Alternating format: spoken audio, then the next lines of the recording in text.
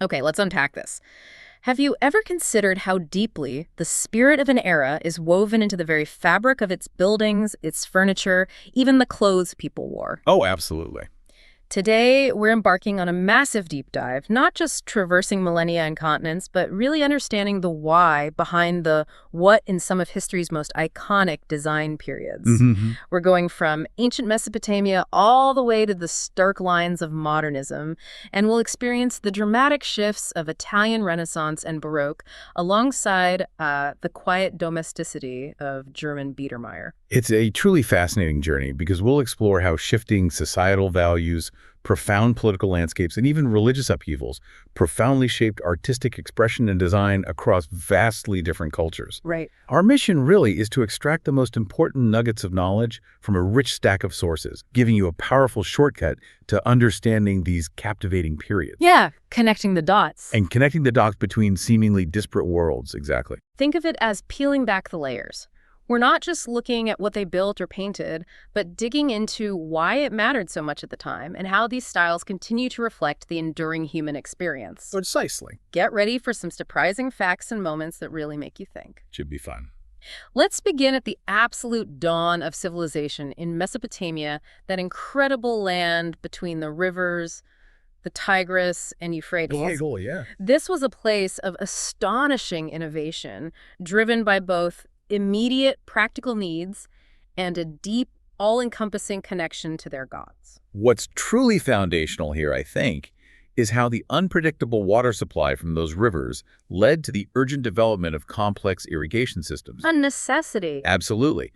This, in turn, necessitated cooperation on a massive scale, which then forged the very first organized governments and, crucially, written laws. So we're talking about the bedrock of organized society. Wow. You see this reflected in their advancements, like the sexagesimal system that's a base 60 numeral system. Which is why we still use 60 seconds, 60 minutes. Exactly. Why we have 60 seconds in a minute and 360 degrees in a circle used for time calculation, and the world's oldest legal codes, like the Code of Hammurabi. The Code of Hammurabi is iconic. What does it tell us about their society? Well, that code, dating to around 1754 BC, largely uses a case form style. So it's written as, if X has done such and such, then Y must be the penalty. Kind of conditional. Very much so. And what's particularly insightful is that penalties were explicitly linked to social class, reinforcing the existing hierarchy. Right. The same act against a higher class individual would incur a heavier punishment than if it were committed against someone from a lower class. It speaks volumes about the established order. So necessity truly was the mother of invention here, driving both social and political structures. And their religion was deeply interwoven with all of this, wasn't it? Oh, completely. Their gods weren't just distant figures. They were seen as direct rulers, a terrestrial extension of divine administration. Exactly. The concept of their gods evolved significantly over thousands of years, moving from like nature deities to cosmic rulers and eventually even parents. What a range. Huge. This polytheistic pantheon was immense, numbering nearly 2,000 deities, but some, like Ishtar, became almost universally worshipped as the queen of fertility and a fierce warrior. A powerful combination. Definitely. And at the physical heart of their cities, we see the ziggurat, which was literally a symbolic mountain. Right, the stepped pyramid structure. Yeah, think of it as a meeting place, a bridge between gods and humans, with the god's court or temple right on top.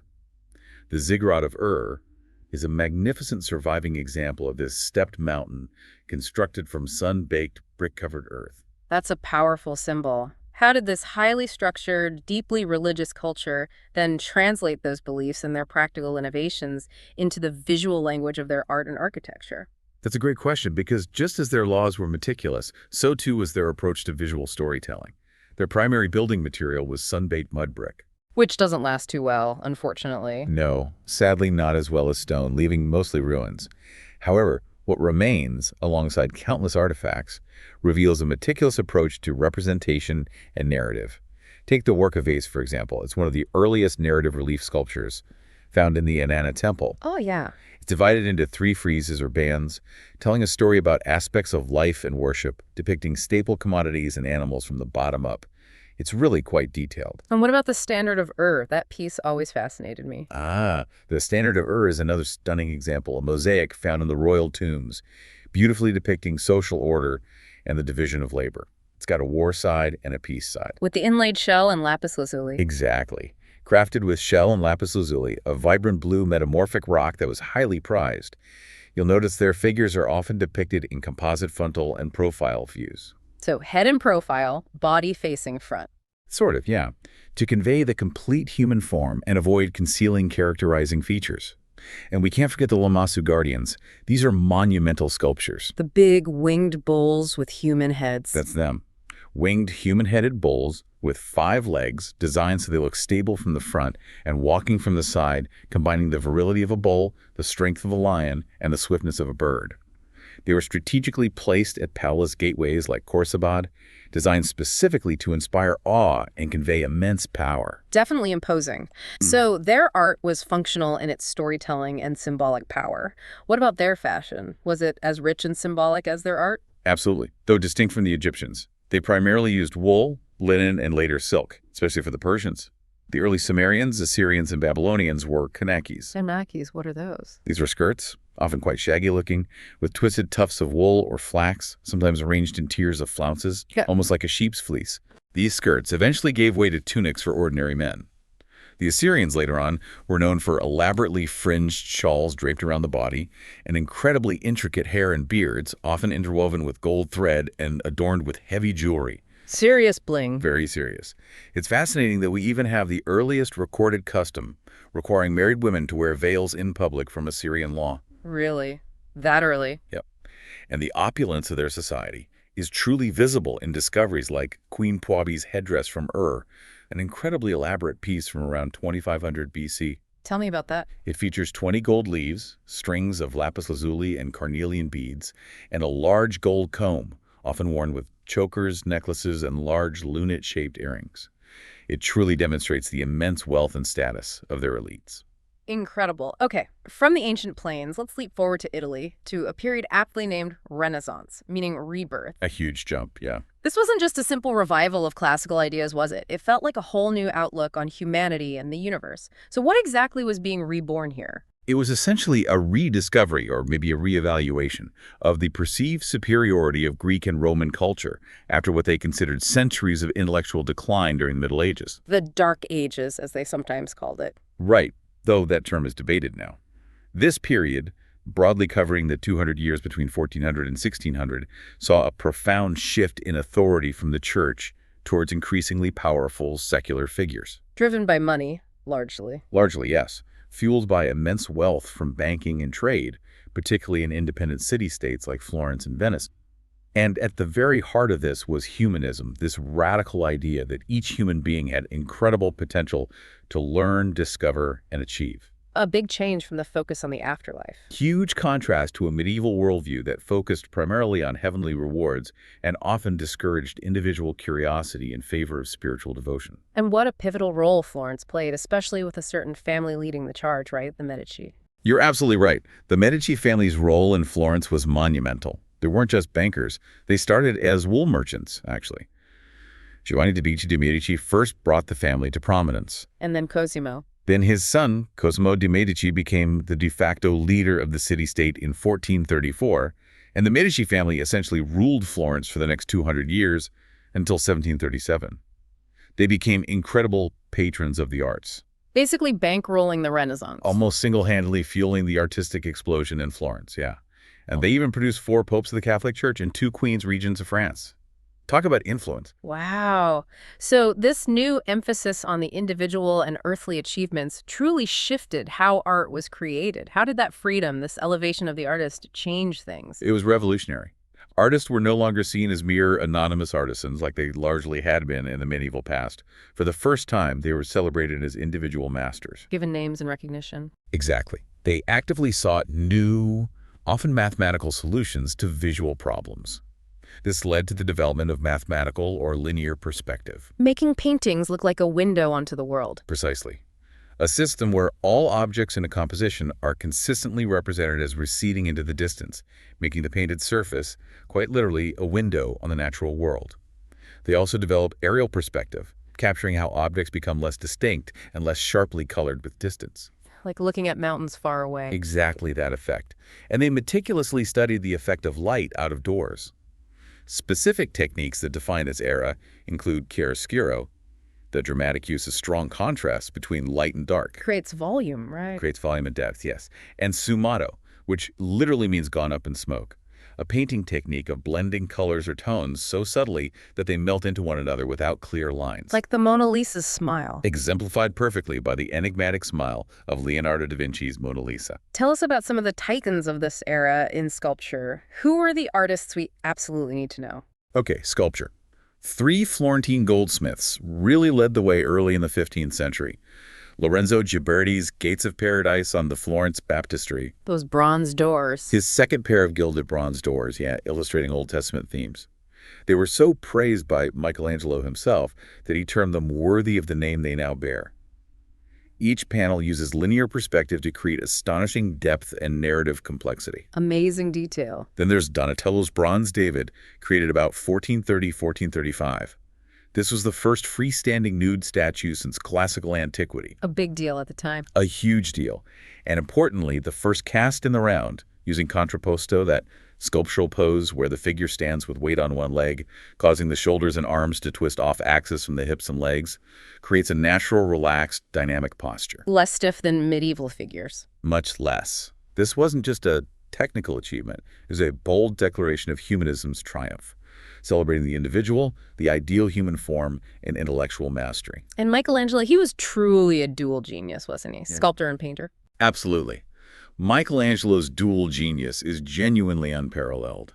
His intensely emotional Pietà, sculpted between 1497 and 1500. Mary holding Christ. Yes.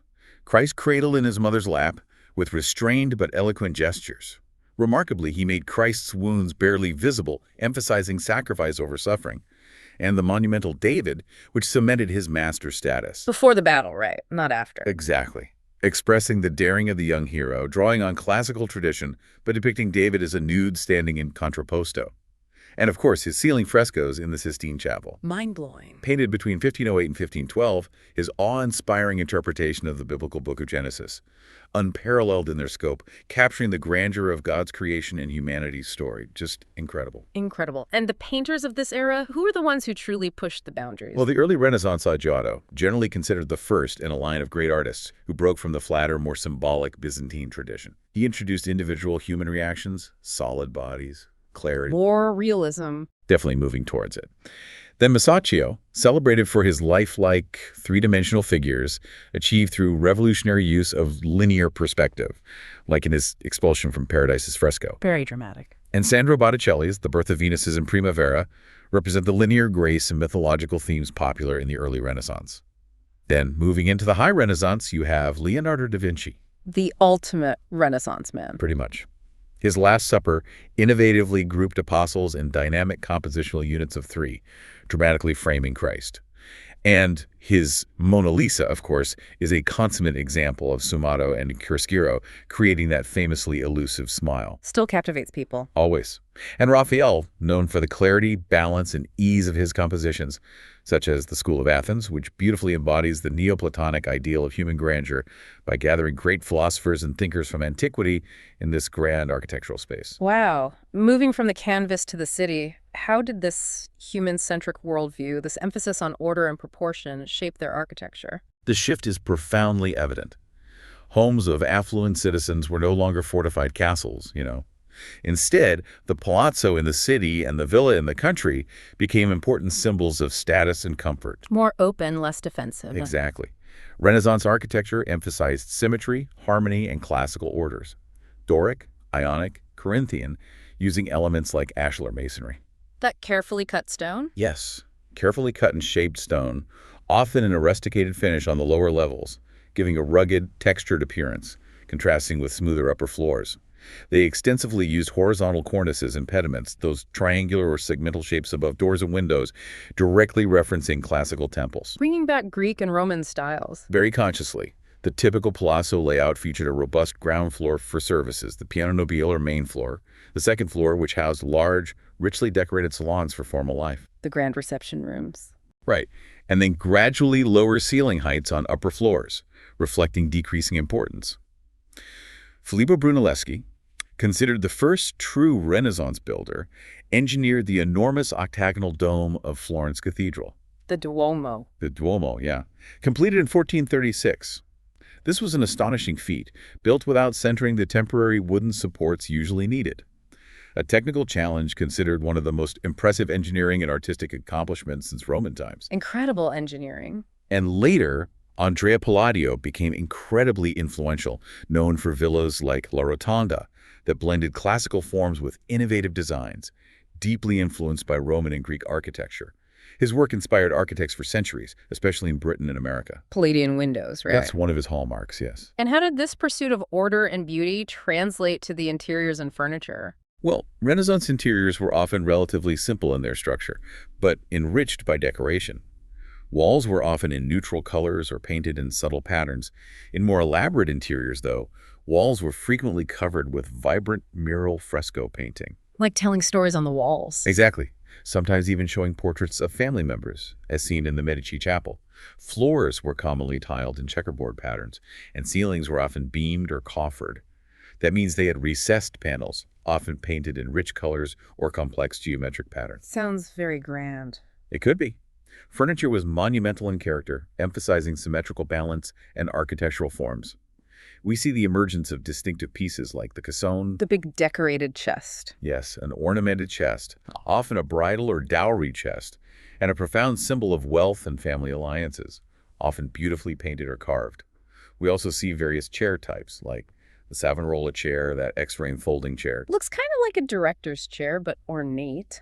Sort of, yeah. And the Dante chair, similar but often heavier and upholstered. Both have distinctive crossing leg structures made up of many curved strips of wood. Decorative techniques were also key, including intarsia, Wood inlay. a sophisticated wood mosaic inlay, yes, and pestilia, a plaster bas-relief ornament often gilded and used on furniture, creating raised sculptural details. Lots of craftsmanship. If the Renaissance was about clarity, balance, and humanism, the Baroque, which followed around 1600, feels like a dramatic explosion of emotion and grandeur. That's a perfect description. The word itself, Baroque, means imperfect pearl in Portuguese, right? What drove this intense shift? You've hit on the perfect words, drama and emotion. This style was deeply intertwined with the Catholic Church's Counter-Reformation. Pushing back against Protestantism. Exactly, a powerful response to the Protestant Reformation. The Church sought to win back converts and instruct the faithful through art that was highly emotional, stimulating, and easily understood. It emphasized that faith was accessible to anyone, not just the deeply intellectual. So more direct, less philosophical, perhaps. In a way, yes. It meant exaggerated motion, clear and easily interpreted details, and an overwhelming sense of theatricality designed to inspire awe and devotion. The Council of Trent, which met intermittently from 1545 to 1563, played a significant role in defining this artistic direction. Setting the agenda for Catholic art. Pretty much setting the standard of faith and practice for the Church until the mid-20th century. So art became a powerful tool for spiritual experience. How did this manifest in painting and sculpture? In painting, Caravaggio, for instance, truly revolutionized the medium. He chose ordinary people as subjects, often using intense chiaroscuro or tenebrism. That's an even more dramatic form. Even darker darks. Exactly. Sharp contrasts of light and dark, with darkness dominating, to create incredibly dramatic, realistic, and emotionally raw scenes, as seen in the Conversion of St. Paul or Calling of Matthew. He made the sacred feel deeply human, immediate. Very powerful stuff. Immensely. In sculpture, Gian Lorenzo Bernini is simply the single most important talent of the Italian Baroque. His work is the quintessence of high Baroque energy and robustness, demonstrating an uncanny ability to suggest textures like skin or hair in marble. You mentioned skin and marble earlier. That's Bernini. That's Bernini. He fundamentally reformed sculptural genres, including the portrait bust, monumental fountains and tombs. His Ecstasy of Santa Teresa truly embodies the period's dramatic, seemingly floating, and intensely emotional style. The one where she's swooning. Yes, set within an almost theatrical niche with, like, theater boxes carved on the sides for viewers to watch the saint's spiritual rapture. It's designed to completely envelop you emotionally. Wow, so Bernini truly was the Baroque master, able to suggest skin and marble. That's an incredible level of detail and emotion. What particular piece of his do you think best captures that explosive energy and robustness we've been talking about, and why? Well, beyond the individual sculptures, his colossal bronze baldacchino inside St. Peter's Basilica is a masterpiece. The giant canopy over the altar? Exactly. It's this monumental, four-columned canopy with twisting columns that adds immense Baroque drama to the central space, drawing your eye upwards. And beyond the basilica, he designed the famous colonnade of Piazza San Pietro, The arms embracing the square. creating a vast, embracing public space in front of the basilica, bounded by fourfold Tuscan colonnades that seem to literally gather the faithful. These works highlight the Baroque's characteristic blend of architecture, sculpture, and painting to create unified, dynamic, and often overwhelming emotional effects. So this grand emotional spirit Bernini embodied, how did it then translate into the broader architectural language of the Baroque period? It embraced curves, double curves, undulating facades, and diagonal lines, often creating a deliberate lack of clarity where forms seem to blend into unified, flowing masses. Less rigid than the Renaissance. Much less. Carlo Maderno's facade for Santa Susanna, and later his work completing St. Peter's Basilica, set the direction for this style, emphasizing a dramatic buildup of forms toward the center. Francesco Borromini, a true innovator, maybe even a bit eccentric. Took it further. Oh yeah, took it even further, obsessively exploring new and unorthodox uses of space, making buildings like San Carlo alle Quattro Fontane undulate in form, almost like a living organism, curves everywhere. Must have been hard to build. Technically very challenging. And of course, Nicola Salvi's Trevi Fountain in Rome is a stunning late Baroque masterpiece, a massive integrated sculpture and architectural element that just dominates the urban space. Throw a coin in. Exactly. The Spanish Steps, designed by Francesco de Sanctis, are another iconic example of Baroque urban design, a grand cascading staircase connecting a piazza to a church, creating a theatrical public ascent. Very dramatic city planning. Did this theatricality and grandeur extend to the interiors and furniture as well? Indeed, it did. Interiors were marked by a fluidity of design, strong contrasts, and bold ornamentation, creating illusions of limitless space through techniques like quadratura. Illusionistic ceiling paintings. Exactly. Ceiling paintings that seem to extend the architectural space into a perceived heaven or grand vista, like Pietro da Cortona's fresco in the Palazzo Barberini, just makes the room feel enormous. Wow. Furniture designs move towards curving or bulging shapes. Think bomb chests with legs often turned into round or bulbous, almost jug-like forms. Carving of intricate plant forms, allegorical images, and coats of arms were prevalent, often combined with architectural moldings, pilasters, and columns. Very ornate. Extremely. We also see the luxurious use of pietrodura, which are inlaid panels of hard and semi-precious stones, like luminous lapis lazuli or vibrant malachite, used on tabletops and cabinets, showcasing immense wealth and craftsmanship. Sounds incredibly expensive. Oh, absolutely. Yep. This extreme elaboration and ostentation truly reflected how Baroque interiors served the wealthy and powerful, contrasting sharply with the Renaissance's earlier emphasis on clarity and proportion. It was about showing off power and faith. Okay. After the lavishness and spiritual intensity of Italian Baroque, it's quite a shift to German Biedermeier. A big shift, yeah. This style, emerging in the early 19th century, seems to represent a completely different set of values. So, what was Biedermeier about, and where did it get its rather amusing name? It's a wonderful, almost refreshing contrast, isn't it? Biedermeier was Germany's distinct interpretation of the French Empire style, but it was decidedly simpler and more understated. Like Empire late. Sort of, yeah. It corresponds to the Regency style in England and Federal style in the United States. Yet it stands out for its remarkably clean, simple lines, honest functional forms, and a deliberate absence of unnecessary embellishment. And the name. The name itself is quite telling. It came from a German cartoon series featuring a fictional character, Papa Biedermeier, who gently satirized the habits and preferences of the German bourgeoisie. So it was truly a style made for a rising middle-class public, emphasizing practicality and elegance without ostentation or aristocratic flair. So it was practical and elegant, but distinctly less flashy. What materials defined its look? Precisely. Early pieces were traditionally crafted from darker mahogany, but the style quickly became characterized by a pale yellowish finish, often achieved by using lighter native woods like birch, maple, grained ash, and pear. Using local woods. Exactly. The paramount focus was on showcasing the beautiful wood veneers themselves, allowing the natural grain to be the primary decorative element rather than ornate carvings or the gilt metal mounts, those decorative bronze or brass ornaments. Ormolu? Ormolu, yes, which were so common in contemporary French Empire pieces. For instance, you'd find klezmo-style seating, that Greek-inspired chair with curved legs and backrest, but notably without the typical elaborate ormolu mounts seen elsewhere. So cleaner lines. Much cleaner. Marquetry ornamentation, the inlaid wood patterns, was sometimes used, but sparingly, often just simple geometric lines or small motifs. So a kind of understated natural elegance. What about the scale and proportions of the furniture? The pieces were generally designed on a smaller, more intimate scale, with graceful and elegant forms, fitting neatly into domestic spaces. Comfortable for a home, not a palace. Right. While some sources describe certain proportions as maybe slightly awkward, this might actually reflect an intentional departure from the strict, grand, classical proportions of earlier styles, favoring comfort and utility over perfect academic form. More about livability. Exactly. Seating was typically upholstered, often in rich velvet, frequently striped, with matching upholstery and drapery fabrics being a popular way to create a cohesive, comfortable interior.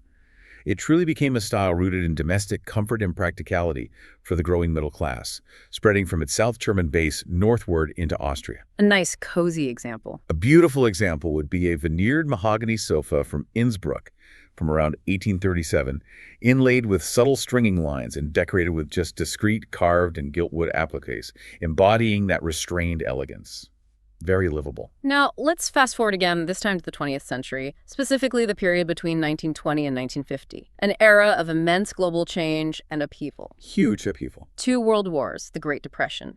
How did modernism emerge as a radical response to this new reality, and what were its core ideals? Modernism was exactly that, a radical departure, a completely new vocabulary for a world fundamentally transformed by advanced technology.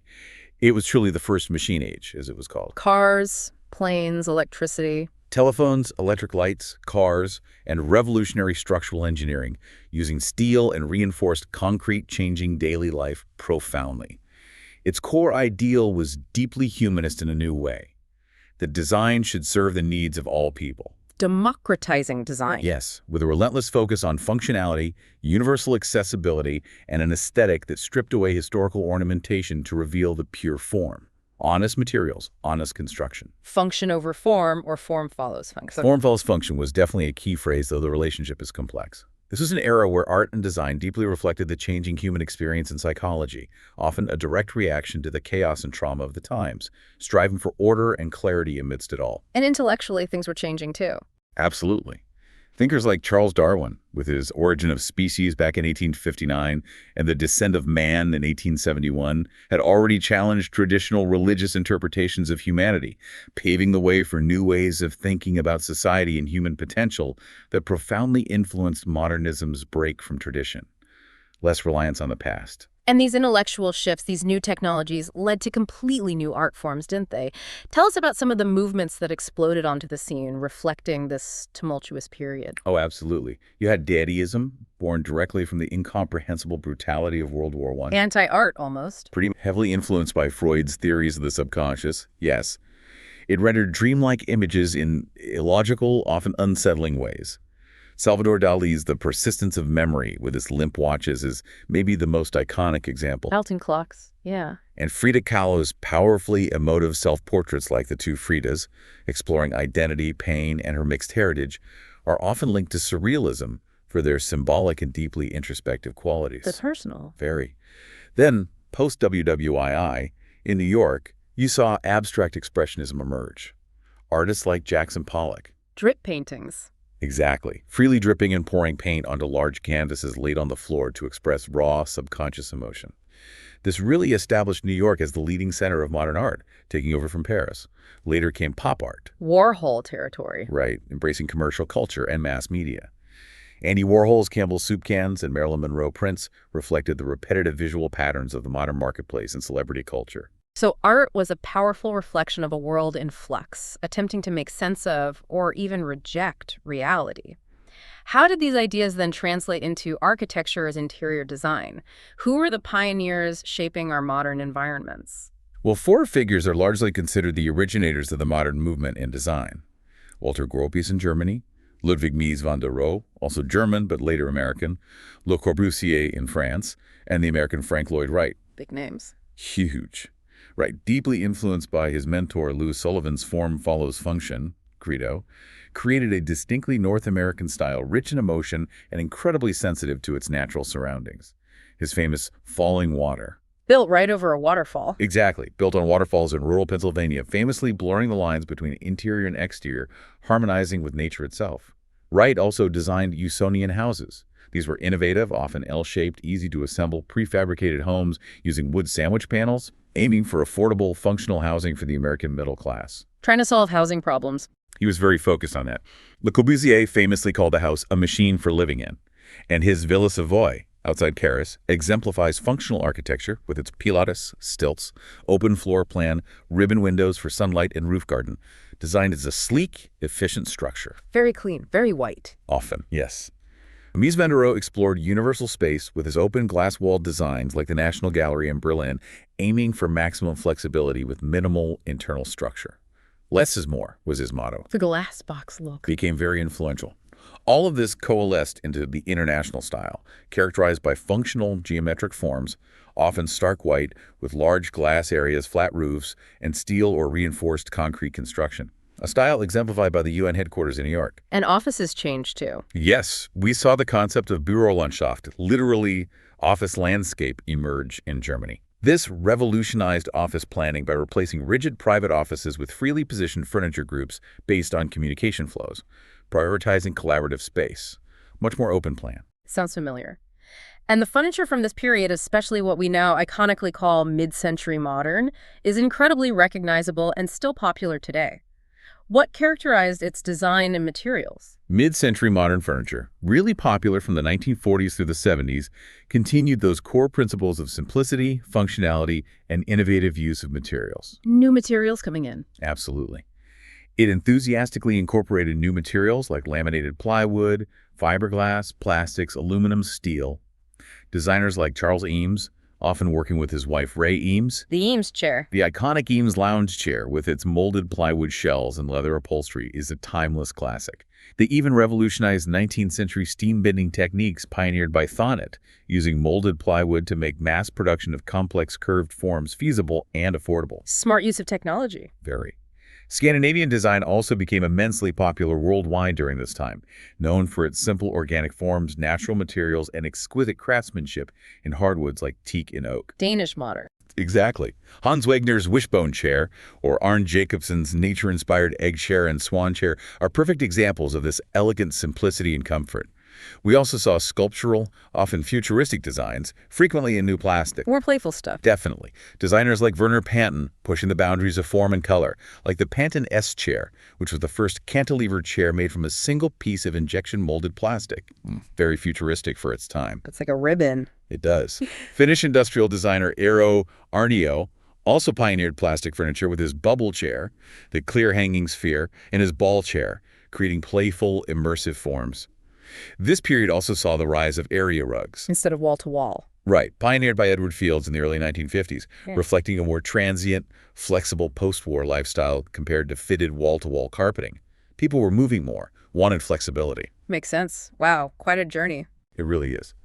What this deep dive truly reveals, I think, is the incredible, undeniable interplay between fundamental human needs, complex societal structures, technological advancements, and the vibrant, ever-evolving world of artistic expression across the ages. From Mesopotamia onwards. Absolutely. Yeah. From the foundational order of Mesopotamia, driven by the practicalities of irrigation and the certainty of law, to the profound philosophical shifts of the Renaissance, which gloriously recentered humanity. Then the drama of the Baroque. The emotional outpouring of the Baroque, a dramatic response to religious and political upheaval, the quiet domestic comfort of Biedermeier catering to a rising middle class's desire for functional elegance. And finally, modernism's clean break. And the bold, often experimental forms of modernism, a radical departure for a new machine age and a new social order. Each period distinctly reflects its unique character and the enduring human desire to shape our world, not just aesthetically, but functionally and spiritually.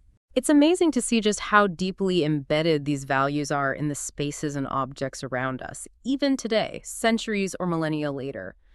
Every curve, every line, every material choice tells a story about the people who made and used them. Their hopes, their beliefs. Their hopes, their struggles, their aspirations. So, what stands out to you from this incredible journey through time and style? What connections can you draw between, say, the grand ambitions of a Baroque architect designing a city square and the quiet practicality of a Biedermeier furniture maker designing a cozy reading nook? Well, it shows how design always responds to context, doesn't it? Whether it's projecting power or creating comfort. Or between the ancient laws of Hammurabi, seeking order, and the fluid, revolutionary forms of a modernist architect, also seeking a kind of new order. Absolutely. It's all part of the same human drive to organize our world and express our place within it. It's a powerful reminder that art and design are never just about aesthetics. They are, in fact, a profound mirror to our collective human journey, constantly reflecting who we are and who we aspire to be. Makes you look at your own surroundings differently, doesn't it? It certainly does.